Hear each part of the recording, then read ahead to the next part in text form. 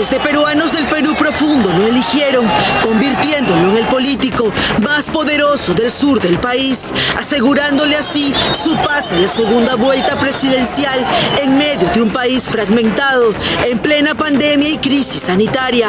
José Pedro Castillo Terrones fue el candidato más votado.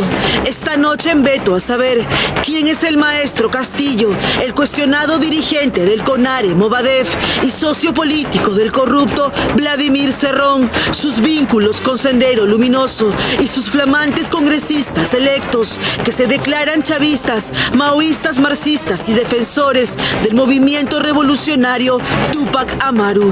El profesor de primaria Pedro Castillo es el aspirante a presidente de la República que promete liberar a Antauro Humala, el acusado de asesinar a 4 policías en el Andahuaylazo. El caso de Antauro Humala, bajo las facultades presidenciales, daríamos el indulto por exceso de carcelería. La clase media acomodada limeña seguramente dejará de ser clase media acomodada. Vamos a desactivar en el acto el Tribunal Constitucional y el tribunal siguiente tiene que convertirse en el verdadero tribuno del pueblo. Representan los intereses pues del Movadef. Movadef, en otras palabras, es el propio Sendero Luminoso, ¿no? Renovado que en democracia ellos ya no están luchando con las armas, sino con su arma que mejor en el transcurso de los años han manejado, ideológico, político. En Venezuela, por ejemplo, hay un gobierno que para nosotros es democrático porque en este momento, por ejemplo, tiene un congreso de la oposición. La unidad latinoamericana que han forjado los presidentes que le han dado dignidad a este continente, incluyendo al presidente Chávez, al presidente Maduro en la actualidad y otros líderes. ¿Vladimir Cerrón es un corrupto? Es un corrupto, por supuesto. La sentencia lo dice. Fue elegido el año 2018. La sentencia lo inhabilita como funcionario público a él y al alcalde de Huancayo. Qué suerte la nuestra, los de Junín. Él es Guillermo Bermejo Rojas, el amigo de Verónica Mendoza y de su esposo Jorge Millones, quien fue procesado por terrorismo. Bermejo fue acusado por la Fiscalía de reunirse con integrantes de Sendero Luminoso en campamentos del Brain, incluso de tener relación con los sanguinarios hermanos Quispe Palomino. En el 2015, la Fiscalía pidió prisión preventiva en su contra, pero Bermejo huyó hacia Venezuela, donde fue asilado por el mismo Nicolás Maduro. Hoy, este dirigente chavista es el flamante congresista electo del profesor Pedro Castillo. Inicialmente son muy esperanzadores, ¿no? Porque ante la lógica demencial de Sendero y ante la lógica demencial también de las Fuerzas Armadas y Policiales y del Estado, el MRTA era visto más como una guerrilla romántica, ¿no? Que inicialmente comienza a robarse los camiones de leche, a saquear mercados para entregárselos a la población. Prácticamente funcionaría como una dictadura. Y si es como una dictadura, estaríamos funcionando igual que Venezuela, igual que Cuba. Eso de que ahuyente la economía es un peligro. Lo otro, esto del Tribunal Constitucional. El Tribunal Constitucional es una garantía en realidad en el país. Pero él dice hay que llevar a elecciones. Significa que hay que politizar el Tribunal Constitucional. Hace 2 años, el sentenciado por corrupción y exgobernador de Junín, Vladimir Cerrón Rojas, viajó a esta cumbre chavista en Venezuela para representar al Perú. Aquí, el presidente del partido Perú Libre rindió halagos y homenajes a Maduro, su máximo líder político. La unidad latinoamericana que han forjado los presidentes que le han dado dignidad a este continente, incluyendo al presidente Chávez, al presidente Maduro en la actualidad y otros líderes. Cerrón fue condenado a 4 años por negociación incompatible en agravio del Estado cuando era gobernador de Junín en el 2011 por favorecer a un consorcio en obras de saneamiento en La Oroya. Aún así, el profesor Castillo le miente al país y sostiene que Cerrón no es corrupto y que la sentencia ha sido apelada. Esto es completamente falso. Es más, su candidatura a la segunda vicepresidencia quedó improcedente porque está inhabilitado para ejercer un cargo público. Por cierto, el candidato Castillo ha prometido luchar contra contra la corrupción. No es sentenciado por corrupción. Delito contra la administración. Es sentenciado por la corrupción. Nosotros lo tenemos claro, él tiene un acto de apelación. Sus vínculos con la corrupción, con Odebrecht, con Martín Belaún del Ocio han sido parte de la sentencia que ha tenido por 4 años y 8 meses y porque ha estado preso por corrupción Vladimir Cerrón. ¿Vladimir Cerrón es un corrupto? Es un corrupto, por supuesto, la sentencia lo dice, pero además por sus propios actos dentro de gobernador regional. ¿Usted ha dicho que Maduro le pagó el viaje? ¿Es así?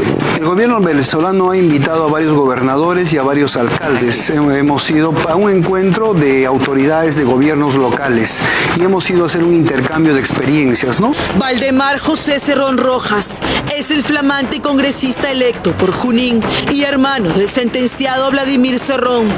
Fue su reemplazo político, pues su hermano capitalizó los votos de sus seguidores. La Fiscalía de Huancayo lo investiga por lavado de activos y la Procuraduría Anticorrupción por el delito de peculado. Si queremos ser Venezuela, votemos por Pedro Castillo.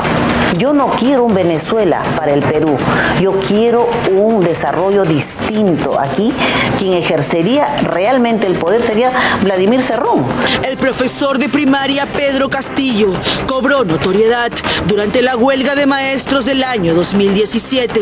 La protesta duró 3 meses y fue cuestionado por coordinar y tener como aliados a dirigentes del Comité Ejecutivo Nacional del Movadef, el renovado Sendero Luminoso, su organismo de fachada.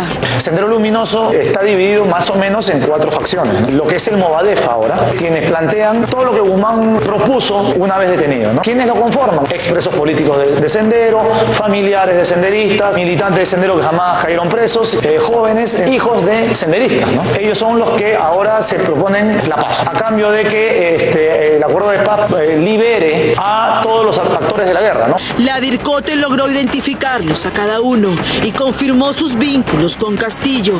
Aquí lo vemos al lado de Osvaldo Esquivel Caicho, militante activo del Movadef.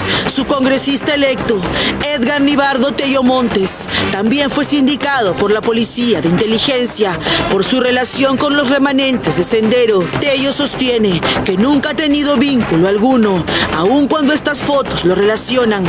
Pero, ¿de qué vive Pedro Castillo y quién financió su campaña presidencial? En su declaración jurada, el candidato trabaja como profesor de primaria del colegio Puñanchota en la región Cajamarca. El dirigente cusqueño, Ernesto Mesa, sostiene que en la famosa huelga de maestros, Castillo y sus dirigentes lo amenazaron. Dice que Castillo no logró absolutamente nada a favor de los maestros.